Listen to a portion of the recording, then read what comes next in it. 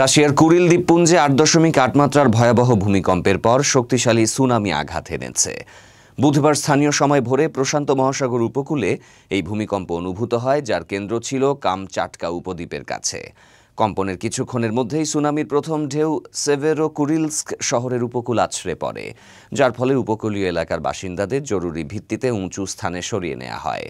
সাখালিন অঞ্চলের governor Valerie লিমারেঙ্কো জানান, সেভেরোকুরিলস্ক অঞ্চলের প্রায় ২৫০০ বাসিন্দাকে নিরাপদ স্থানে সরিয়ে নেওয়া হয়েছে এবং যতক্ষণ পর্যন্ত না সুনামির আশঙ্কা পুরোপুরি কেটে যায় তারা সেখানেই অবস্থান করবেন।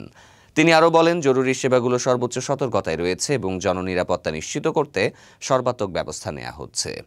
রাশিয়ার ভূভৌগোলিক পরিষেবা এবং স্থানীয় প্রশাসনের প্রকাশিত ভিডিও ফুটেজে দেখা গেছে, সুনামির পানি উপকূলীয় এলাকায় প্রবেশ করছে আর সাইরেন বাজার সাথে সাথে লোকজন আতঙ্কিতভাবে উঁচু জায়গার দিকে দৌড়াচ্ছে। তাৎক্ষণিকভাবে কোনো প্রাণহানি বা বড় ধরনের ক্ষয়ক্ষতির খবর না মিললেও সেভেরোকুরিলস্কের আলাইদ নামের একটি মাছ প্রক্রিয়াজাতকরণ কারখানা প্লাবিত হয়েছে। সেখানকার সব কর্মীকে নিরাপদে সরিয়ে নেওয়া হয়েছে বলে জানা গেছে।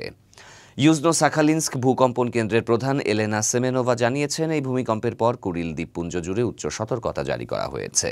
উপকূলীয় এলাকাগুলোতে তদারকি চলছে এবং সম্ভাব্য ক্ষয়ক্ষতি রোধে প্রশাসন সতর্কতামূলক পদক্ষেপ নিচ্ছে। প্রাকৃতিক দুর্যোগের এই ভয়াবহ ঘটনায় রুশ প্রশাসন এখন সর্বোচ্চ সতর্ক অবস্থায় এবং দুর্যোগ ব্যবস্থাপনায় নিয়োজিত সকল বাহিনী পরিস্থিতি স্বাভাবিকে সচেষ্ট।